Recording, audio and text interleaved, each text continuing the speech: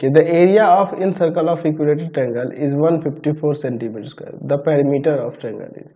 अच्छा, area of incircle of an equilateral triangle 154 centimetre square दिया, तो क्या कह रहा है कि द पेरीमीटर ऑफ ट्रायंगल।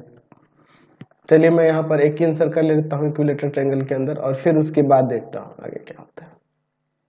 ठीक है, चलिए एक काम करते हैं, इन सर्कल के अंदर जो आपके पास दिख रहे हैं, इन सर्कल के अंदर ये आप एक रेडियस ड्रॉ कर दो।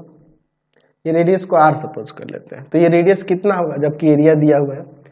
एरिया ऑफ इन सर्कल कितना दिया हुआ है 154 सेंटीमीटर स्क्वायर, तो इसका होता है पाई आर स्क्वायर ना जी, इक्वल टू में 154 सेंटीमीटर स्क्वायर। तो यहाँ पर 22/7 इंटू में आर स्क्वायर इक्वल टू में 154 सेंटीमीटर स्क्वायर। तो आर स्क्वायर इक्वल टू में 154 इंटू में 7 और बाई में यहाँ पर 22, ठीक है, सेंटीमीटर स्क्वायर। तो 22 से इसको काट देते हैं 7 टाइम्स में, तो आर स्क्वायर इक्वल टू में 7 सेंटीमीटर का स्क्वायर। तो यहाँ से रेडियस कितना आ जाएगा 7 सेंटीमीटर आ जाएगा। तो जब इसका रेडियस 7 सेंटीमीटर आ गया और इसको ऐसे ड्रॉ कर दें, यहाँ से देख लीजिए, ठीक है।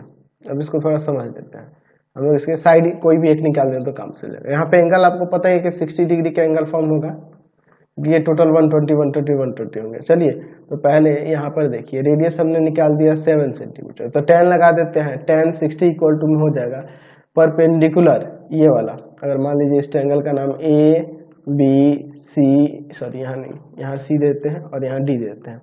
तो यहाँ जो ये एंगल अगर बात करेंगे 10 60 के लिए, तो यहाँ बढ़ जाएगा बी डी और बाई में आपका यहाँ पर ये रेडियस जो है वो, तो √3 इक्वल टू में यहाँ बी डी और बाई में यहाँ पर ये क्या है 7 सेंटीमीटर। तो यहाँ से बी डी इक्वल टू में क्या आ जाएगा 7√3 सेंटीमीटर, 7√3 सेंटीमीटर। तो अगर हम लोग BC के वैल्यू की बात करें तो 2 टाइम्स हो जाएगा यहाँ BD के, यानी कि 2 इंटू में 7√3 सेंटीमीटर, यानी कि आ जाएगा 14√3 सेंटीमीटर, ये आपका BC हो जाएगा।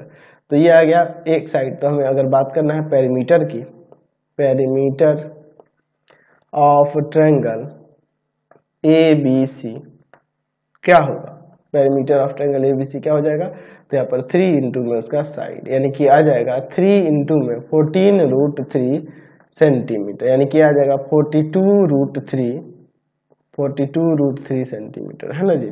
क्या हो जाएगा यहाँ पर 42√3 सेंटीमीटर, ये आपका पेरीमीटर आ जाएगा। यानी देख लो आंसर में पॉइंट में दिया है ना जी, तो कोई दिक्कत नहीं है। हम लोग यहाँ पर इसका वैल्यू रख देते हैं 42 इंटू में √3 का 1.73 है ना सेंटीमीटर। तो 42 में मल्टीप्लाई कर दो 1.73 से, ठीक है ना जी। तो क्या आ जाएगा यहाँ पर मल्टीप्लाई करने पे आ जाएगा 72.66 सेंटीमीटर अप्रॉक्स में, ये आ जाएगा, ठीक है ना जी। चलिए 72.66 यानी कि ये 7 कर देते हैं, है ना जी, यही हो जाएगा आपका एग्जैक्ट आंसर।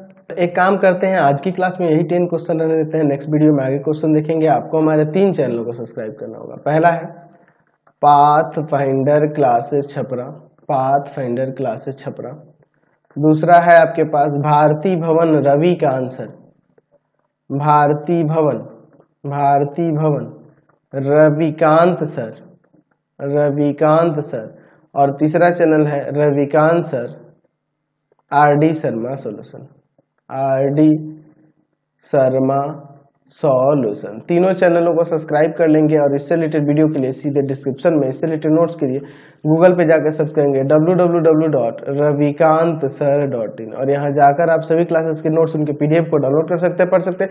इंस्टाग्राम और फेसबुक पे जाकर बात फाइंडर क्लासेस छपरा को लाइक एंड फॉलो करना नहीं भूलेंगे। Thanks for watching the video.